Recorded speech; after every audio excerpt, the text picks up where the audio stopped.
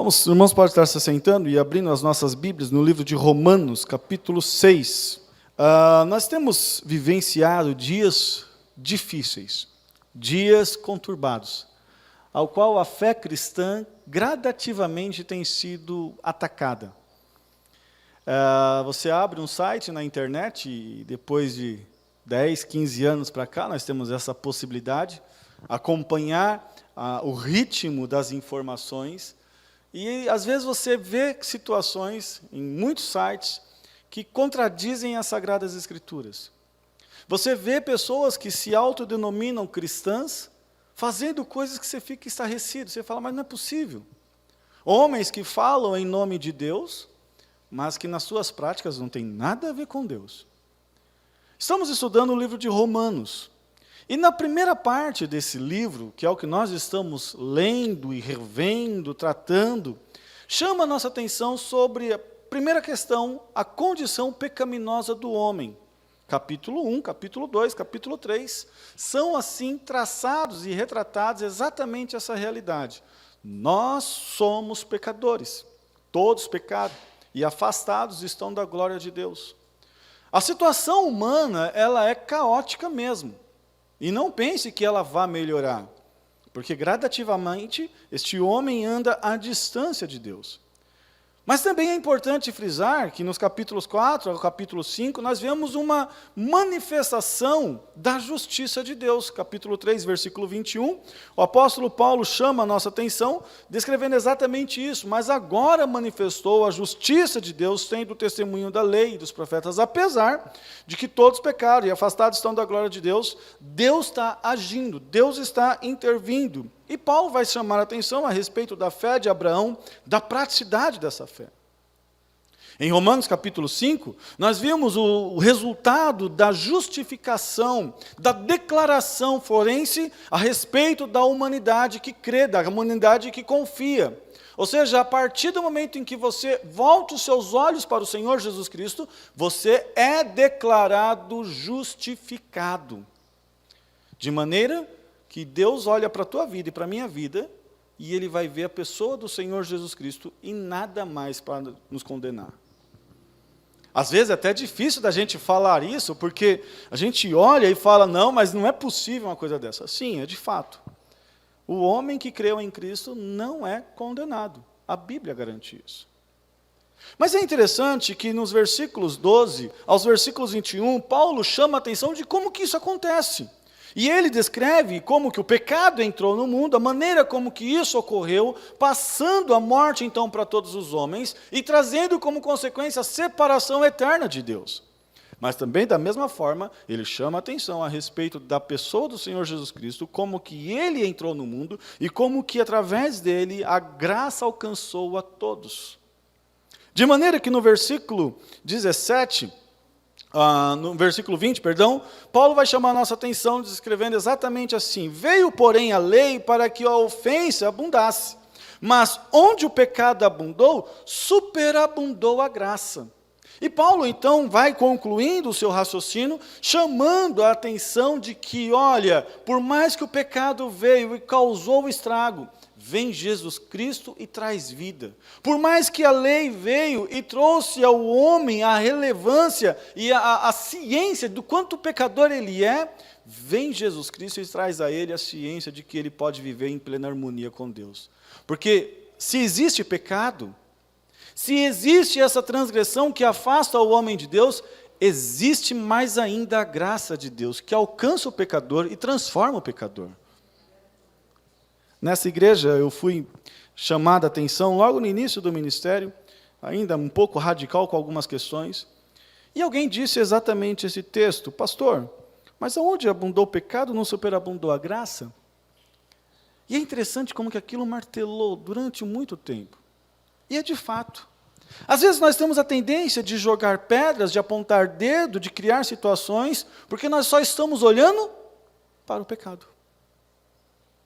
Esquecemos de que a graça do Senhor, ela restaura o homem. Ela transforma o indivíduo. E é exatamente nesse patamar que nós vamos falar no capítulo 6. Porque nós vamos agora entender a praticidade do que chamamos de salvação. Porque uma coisa é você ser declarado justificado, e você está ciente de que nada neste mundo, e Paulo vai inclusive chamar a atenção disso, na parte final dessa primeira parte de Romanos, quando ele chama a atenção, nem morte, nem tribulação, nem porvir, nem angústia, nada poderá nos separar do amor de Cristo, como está escrito, por amor de ti somos entregues à morte todo dia, fomos reputados como ovelhas para o matadouro, mas em todas essas coisas somos mais do que vencedores por aquele que nos amou. E aqui é um cântico bem interessante que o apóstolo Paulo chama a atenção no capítulo 8, vamos chegar lá, se assim nosso Deus permitir, ressaltando de que, olha, nós estamos seguros. Nós estamos seguros na pessoa do Senhor Jesus. Mas é importante frisar de que sempre vai ter aqueles que vão argumentar contra. E Paulo estava ciente disso. Lembra que no capítulo 3, alguns inclusive vão questionar o apóstolo Paulo, você está falando aí que o homem é alcançado pela graça, o homem é justificado, então agora estamos livres para pecar?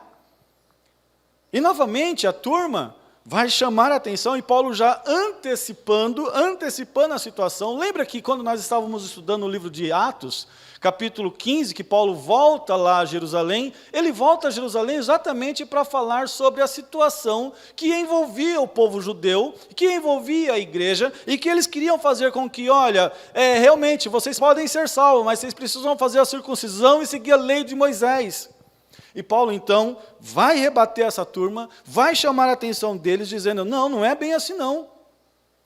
Pois nós só necessitamos da graça do Senhor Jesus, nós não necessitamos da circuncisão, nós não necessitamos cumprir a lei, nós não necessitamos de rituais, nós não necessitamos de religião, nós só necessitamos da graça do Senhor Jesus Cristo. E aí então vai vir a primeira pergunta. Que diremos, pois? Permaneceremos no pecado para que a graça seja mais abundante? Ou seja, vamos continuar na prática do pecado, e quanto mais nós pecarmos, mais Deus vai manifestar sua graça? Havia um pensamento na época do apóstolo Paulo, que chamava a atenção disso. Se nós, pecando, manifesta-se a graça de Deus, então, para a gente ver mais da graça, vamos pecar mais. Vamos nos envolver nos nossos pecados. Perceba que na expressão que está aí no versículo 2, de modo nenhum, era uma questão que o apóstolo Paulo fica assim, estarrecido, com tamanho pensamento. De modo nenhum, de maneira alguma. Pois como é que vocês dizem que são alcançados pela graça, vão viver agora em torno do pecado? Isso é inconceptível. Isso não pode. Jamais. Aí vem a outra pergunta. Capítulo 2, versículo 2. Nós que estamos mortos para o pecado, como vamos viver ainda nele? Paulo, ele não está deixando de considerar o pecado. Ele está chamando a atenção de que somos pecadores, mas somos alcançados pela justificação do Senhor. De maneira que, uma vez que nós entendemos a ação de Deus nas nossas vidas, como é que nós vamos agora ter prazer de viver uma vida em torno do pecado? É exatamente esse o ponto que o apóstolo Paulo chama a nossa atenção e descreve para a gente.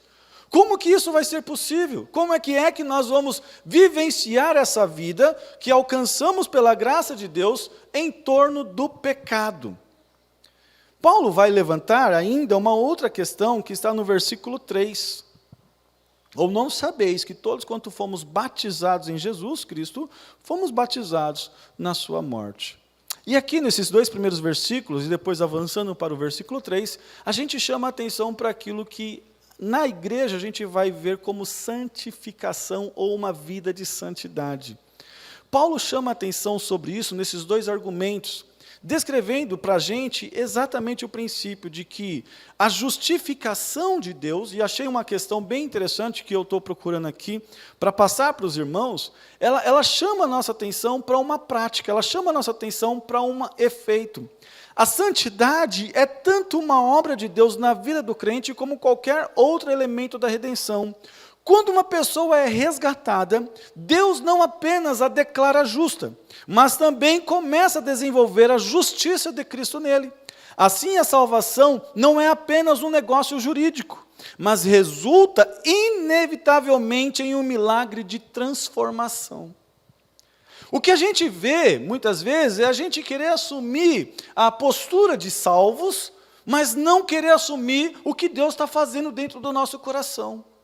Paulo chama a atenção de que, olha, uma vez que você compreendeu de que a graça ela realmente superabunda em meio ao pecado, ela transforma o indivíduo, não tem como esse indivíduo agora ter prazer no pecado.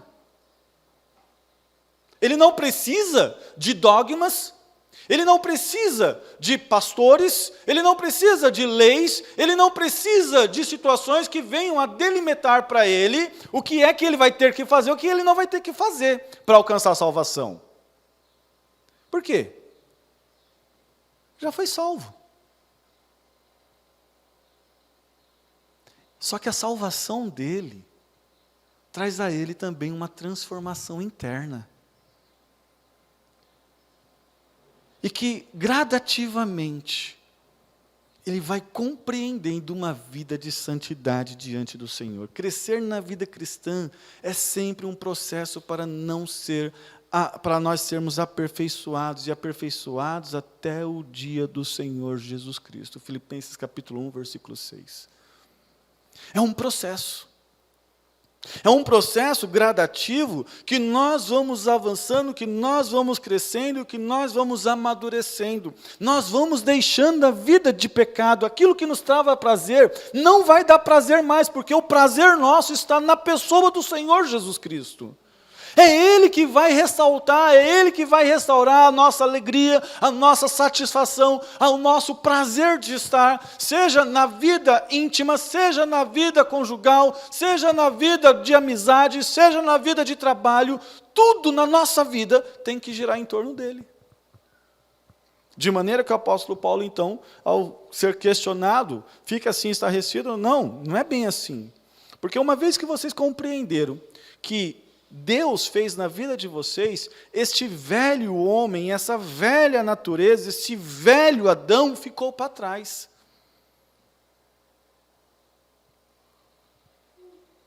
A santidade começa onde termina a justificação. E se a santidade não iniciar, nós temos então o direito de suspeitar de que a justificação não começa. Gravem isso. A santidade começa onde termina a justificação. E se a santidade não iniciar, nós temos o direito de suspeitar que a justificação nunca começou. Porque a gente precisa entender e compreender de que as duas vão andar juntas. A salvação de um indivíduo vai andar junto com a santidade daquele indivíduo. Gravem isso, não é a santidade que vai te salvar, porque você vai viver uma vida santificação, porque você já é o salvo. Você vai viver uma vida para agradar a Deus, porque Deus te alcançou, porque senão você não tinha condições. É por essa situação que nós temos muitas complicações em nossas igrejas. Como Paulo vai chamar a atenção lá dos Colossenses. Se é que de fato vocês são. Porque, como nós falamos no início dessa pregação, não está sendo tão difícil nós vermos muita gente chamando o nome de cristão, que as suas práticas não correspondem ao cristianismo. É difícil. Paulo, então, chama a nossa atenção sobre como é que a gente vive esse cristianismo, como é que vai acontecer isso.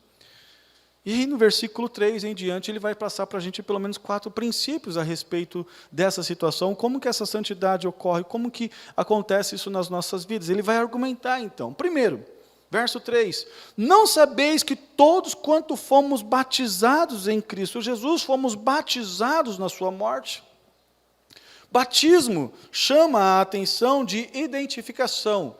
A ideia do batismo não era nova, nem para o povo judeu que estava ouvindo Paulo falar, nem para os romanos que estavam recebendo a carta dele, e nem para todo o contexto, assim como também não era novo para a gente que está vivenciando o nosso século, a nossa presente era.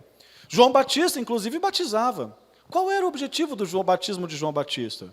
João Batista chamava a atenção de que as pessoas precisavam se arrepender. O batismo, ele era algo que realmente era destacado.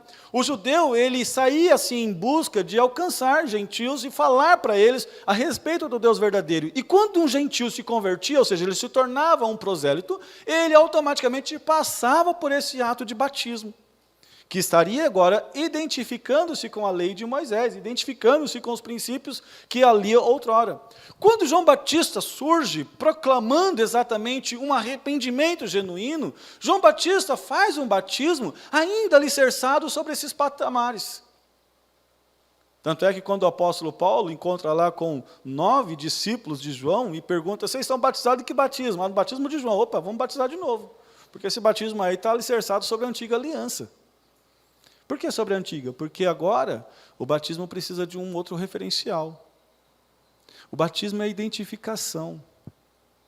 A ideia do batismo é tão somente essa. Quando você é batizado, você é levado às águas, você é batizado, você está demonstrando publicamente, assumindo esse símbolo público de fé, de que a partir daquele momento da sua vida, você creu em Jesus Cristo. Ou seja, você entendeu o que Deus fez por você, você compreendeu o seu estado de pecaminosidade, você compreendeu a sua situação e conscientemente, esse é um ponto crucial do batismo, conscientemente, porque o batismo, em momento nenhum, a gente vai encontrá-lo infantil, com todo respeito aos irmãos que assim o creem, conscientemente a pessoa assume uma postura diante de Deus.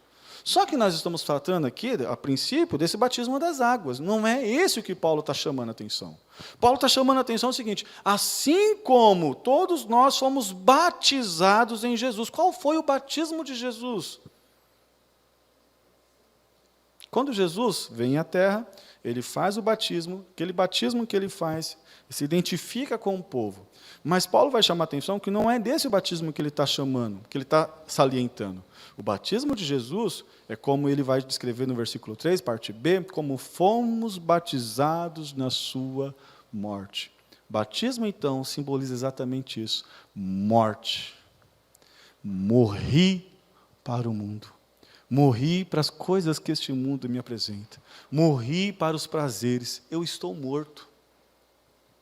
Então, a primeira consideração do apóstolo Paulo, por que a graça superabunda nas nossas vidas, por que nós temos condições de viver uma vida longe e afastada do pecado, por que nós não temos mais prazer no pecado, porque nós estamos mortos para o pecado, nós morremos assim como Cristo morreu na cruz do Calvário, nós nos identificamos com Ele naquela cruz. Abra a Bíblia comigo em 1 Coríntios capítulo 10, versículo 2. 1 Coríntios capítulo 10, versículo 2, e todos foram batizados em Moisés, na nuvem e no mar. Aqui Paulo está chamando a atenção exatamente desse ponto, ou seja, essa identificação com a lei, essa identificação com a situação, fizeram eles assim. Mas nós fomos identificados com a pessoa do Senhor Jesus Cristo. Nós não estamos alicerçados e alinhavados sobre o aspecto da lei. O que move a gente é um outro batismo. Veja lá, ainda em 1 Coríntios, capítulo 1, versículo 13 e 17. 1 Coríntios 1, 13 e 17. Está Cristo dividido? Foi Paulo crucificado por vós? Ou foste vós batizados em nome de Paulo? Dou graças a Deus porque nenhum de vós batizei senão a Crispo e a Gaio. Novamente o apóstolo Paulo reiterando a necessidade que a igreja tinha de passar pelo batismo pelas águas, de se identificar por esse batismo. Mas é em Gálatas capítulo 3, versículo 27 que nós vamos ter uma grande diferença. Gálatas 3, 27. Porque todos quanto fostes batizados em Cristo, já vos revestistes de Cristo. Sem exceção. Vocês se identificaram com Cristo. Daí vem aquele texto que os motoqueiros da igreja gostam muito. Qual que é mesmo? Qual que é o texto? Gálatas 2:20. Vamos lá, fala bem alto aí para todo mundo ouvir, para o pessoal da internet ouvir.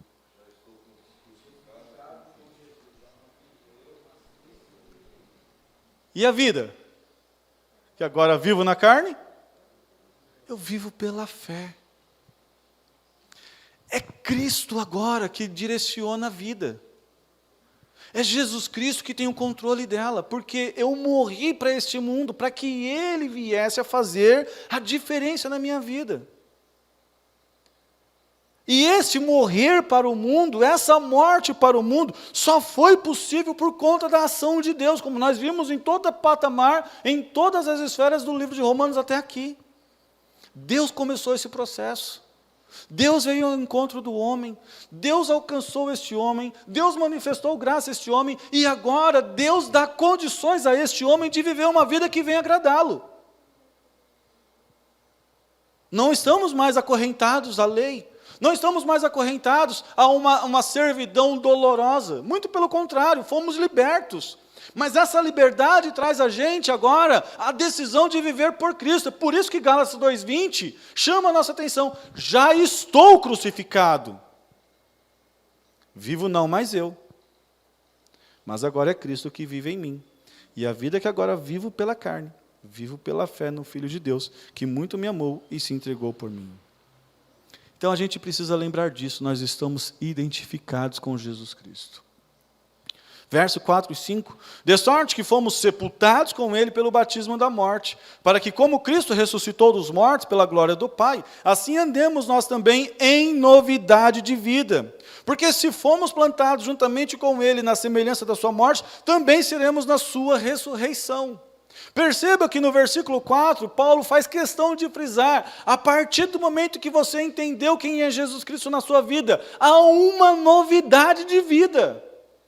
Como ele vai chamar a atenção lá em 1 Coríntios, as coisas velhas ficaram para trás, eis que tudo se fez novo. É por essa razão que a graça transbordou, é por essa razão que superabundou, porque aonde o pecado foi capaz de atingir, o pecado foi capaz de trazer tragédia, a graça foi capaz de trazer vida, e vida em abundância. Diante desse aspecto, diante dessa verdade, dessa identificação é que você pode viver a vida com Cristo. Uma vez conversando com o Dalmerson na porta, sempre me pegam, né? Ele falou assim, pastor, uma vez que a gente está perto de Cristo, nós não temos prazer no pecado. E é verdade. Se você permitir Jesus Cristo viver na tua vida, você não vai ter espaço para o pecado. As paixonites, as vaidades, as iras, as raivas, você não vai nem prazer com aquilo. E servir a Deus vai ser muito mais prazeroso. Vai ser muito mais saboroso. Porque você não tem alguém colocando um fardo pesado sobre os seus ombros, dizendo, você tem que fazer, você tem que ir lá, senão você não vai para o céu, senão você... Não, passou isso. Acabou. Acabou. Não tem jugo. Não tem forçação de barra. O que tem é o seu entendimento diante do Senhor Deus, dizendo, Senhor, eu entendi o que o Senhor fez por mim, e o meu prazer agora é te servir. O meu prazer agora é estar na tua presença.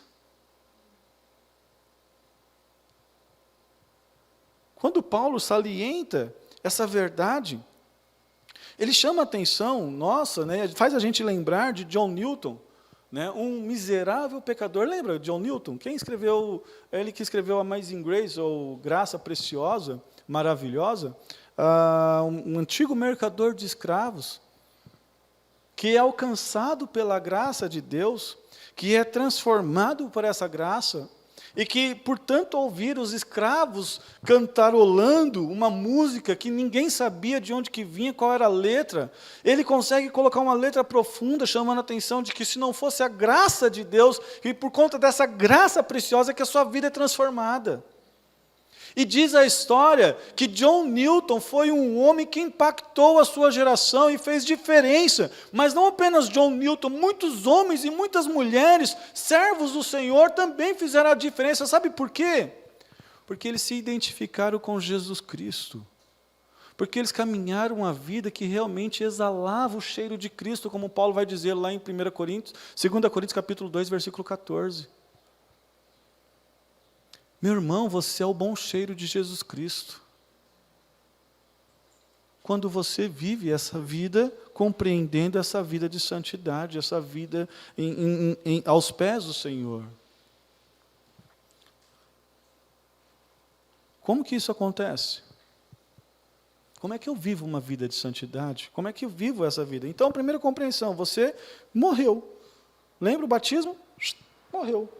Você morreu com Cristo. E nessa ação de morte com Cristo, você se identificou com Ele na morte. Mas você também se identificou com Ele na vida. De maneira que agora, no momento da sua vida, no momento da sua compreensão, você passa a viver essa novidade de vida. Não estamos falando que o batismo salva. Nós estamos falando que o batismo é um respaldo, que o batismo é uma referência, é um reflexo, essa expressão, é um reflexo do que Deus já fez na tua vida. Por isso que quando ao batizar, a pessoa tem que estar consciente do que está fazendo. Ela entende o que Jesus Cristo fez na vida dela. O batismo não é um ato de brincadeira, e se Deus permitir, na primeira semana de dezembro nós vamos ter. As pessoas têm que estar conscientes. Sabendo isso, que o nosso velho homem foi com ele crucificado, para que o corpo do pecado seja desfeito, a fim de que não sirvamos mais ao pecado. Porque aquele que está morto está justificado do pecado. Ora, se já morremos com Cristo, cremos que também com Ele viveremos. Meu irmão, minha irmã, você morreu. Acabou, tetelestai. Uma vez que você entendeu quem é Jesus Cristo na tua vida, você morreu para este mundo. Você morreu para os prazeres deste mundo, você morreu para o pecado, você morreu para o homem. E a ideia aqui de morte, desse aspecto de que agora não serve mais, estamos falando dessa velha natureza, desse velho Adão, que operava na tua vida, que levantava a tua vida, que direcionava a tua vida, que fazia você fazer N coisas. Este homem morreu. Ele não tem mais poder na tua vida. Ele não tem mais ação sobrenatural na tua vida. Ele não tem mais controle na tua vida. É por essa questão que a gente precisa parar um pouco e começar a avaliar sobre a nossa salvação, sobre a transformação que o Senhor Jesus fez nas nossas vidas. Porque muitas vezes nós viemos às nossas igrejas, nós batemos o cartão ali, nós damos os nossos dízimos, nós fazemos N coisas, mas a vida não mudou. E por que não mudou? Porque o pastor deixou de cobrar? Porque a igreja deixou de ser presente na tua vida, e você então agora, por causa da igreja, está vivendo uma vida de pecado?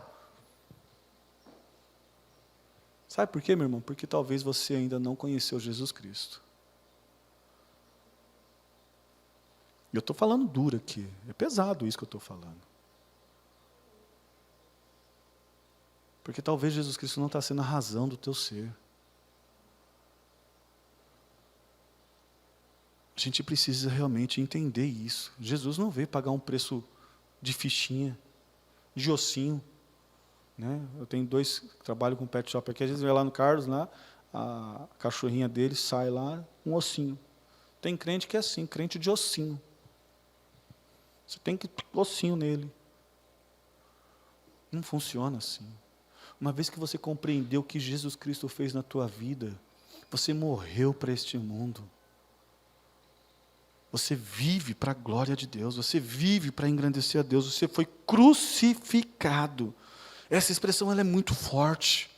Você foi crucificado, assim como Cristo foi crucificado para o pecado. E aqui, quando chama a atenção de Cristo crucificado para o pecado, não é que Cristo tinha pecado, mas a penalidade do pecado caiu sobre ele.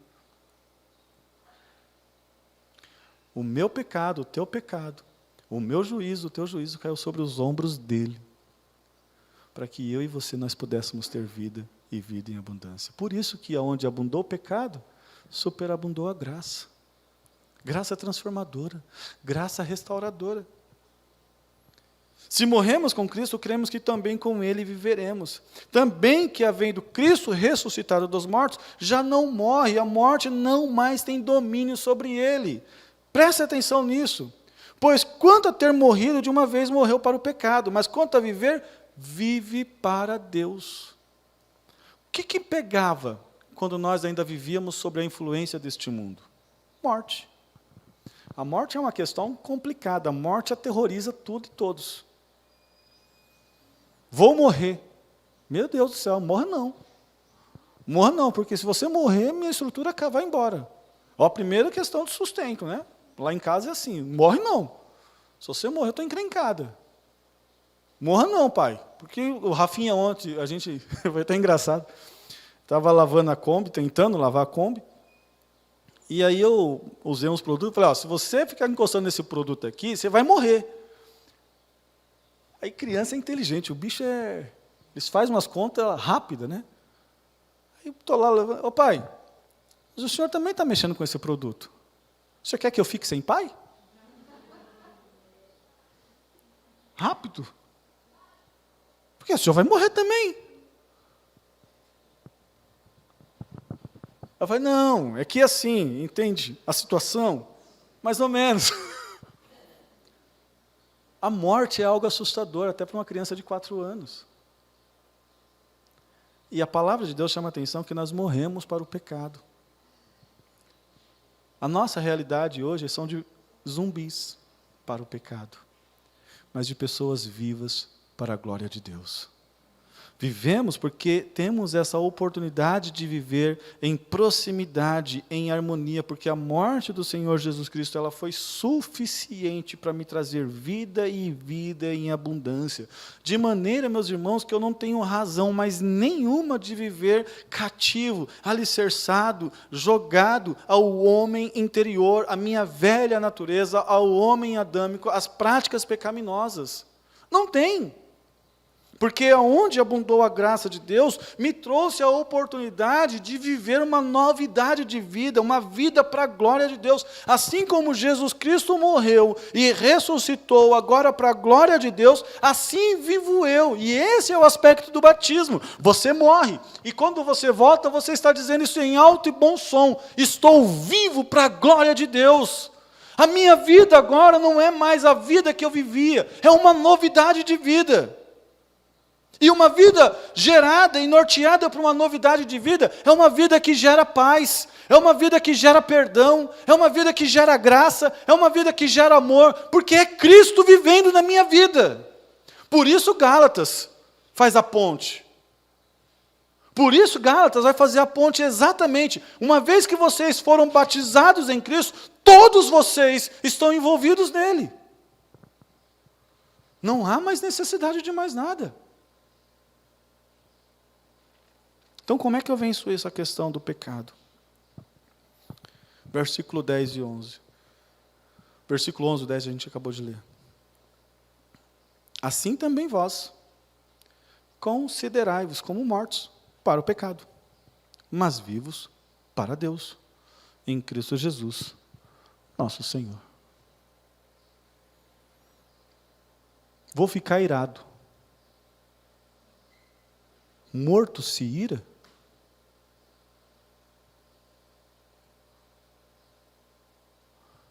Duas vezes eu levei meus cachorros numa veterinária por aí. Não vou falar o nome, não. A primeira vez a cachorra chegou perto da porta, já chegou morta. Não deu nem tempo do veterinário vir, examinar e falar. A gente já dali mesmo já engatilhamos ela para um outro local. Não fazia mais nada. Não respirava, não abria os olhos, não lambia, não abanava o rabo. Estava morta. A segunda levamos de novo. Nessa daí o veterinário teve a oportunidade de olhar, de falar, rapaz, se passar de hoje vive, mas sei não. Ô boca bendita. Chegou no portão de casa, ela já foi direto para a salinha onde sabia que ia morrer e ficou lá. Morreu. No outro dia, dura. Fazia nada. Chamava, venha Bela. Silêncio total. Não lambia, não latia, não manifestava ação nenhuma. Porque o morto é assim, o morto não se manifesta. O morto não faz nada. Paulo então chama a atenção, assim como o morto não se manifesta, assim vocês têm que ser para com o pecado. Vocês não têm que se manifestar em prol do pecado. Vocês não têm que se manifestar com um homem velho que se levanta e quer se levantar na tua vida diariamente, porque vocês vivem uma novidade de vida. Essa novidade de vida tem que fazer a diferença na vida de vocês constantemente. Portanto, vivam sempre perto do Senhor Jesus. Tenham prazer nele. Façam valer o entendimento que vocês estão tendo. Quem foi que trouxe essa graça salvadora na vida de vocês? Foi Deus. Não foram vocês. Mas Deus sabe que nós somos limitados, que nós somos fracos, que nós não temos condições alguma de viver uma vida que venha agradá-lo. Sabe o que esse Deus faz? Pelo seu Santo Espírito nos capacita a viver uma vida de santidade, irmãos. Não é pela minha capacidade, não é pelo meu esforço, é por Cristo, vivendo em mim, transformando a minha vida diariamente. É por isso que eu posso ser um bom esposo. É por isso que eu posso ser um bom filho. É por isso que eu posso ser uma boa mãe, um bom pai, um bom profissional, um bom patrão, um bom empregado. Porque quando Jesus Cristo vive na minha vida e eu entendo isso, não faço as coisas com pesar. Eu faço porque Cristo vai norteando a minha vida. Ele vai transformando-me diariamente. Por essa razão que esse texto está muito próximo de Gálatas capítulo 2, versículo 20. Vocês estão em Cristo. Há uma novidade de vida na vida de vocês.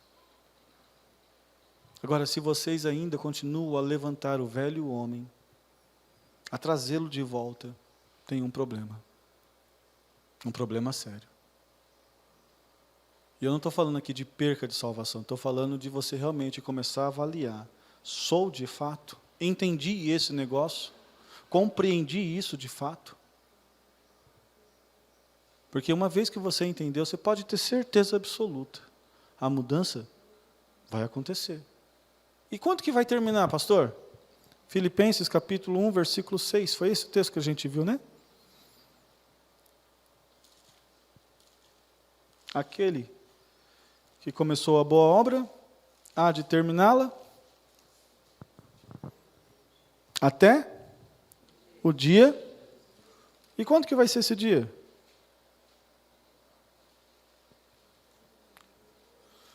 Quando é que vai ser esse dia, irmãos? Tem dois aspectos. Tem dois aspectos para esse dia. Se o Senhor voltar amanhã, ou 11h03 agora, voltar daqui a 2 minutinhos, 11h05. Se o Senhor voltar daqui a 2 minutinhos e você estiver aqui, você vai ser levado. É o rapto. Ele vai te levar. Essa é a primeira. Você se encontra com Ele. Você atingiu o objetivo. Segundo, o Senhor não voltou. Então você vai até Ele. Através da morte. Mas enquanto você está aqui, você está vivenciando essa vida. Dia após dia, você está sendo moldado ao caráter do Senhor Jesus Cristo. Dia após dia. Por isso que quando você acordar, como que é? Não, pastor, é pela misericórdia também que a gente acorda. Louve a Deus. Engrandeça ao Senhor. Puxa, estou acordando. Obrigado, Deus. Porque as tuas misericórdias mais uma vez sorriram para a minha vida. E eu posso viver uma vida de santidade para o Senhor. Amém? Vamos colocar de pé?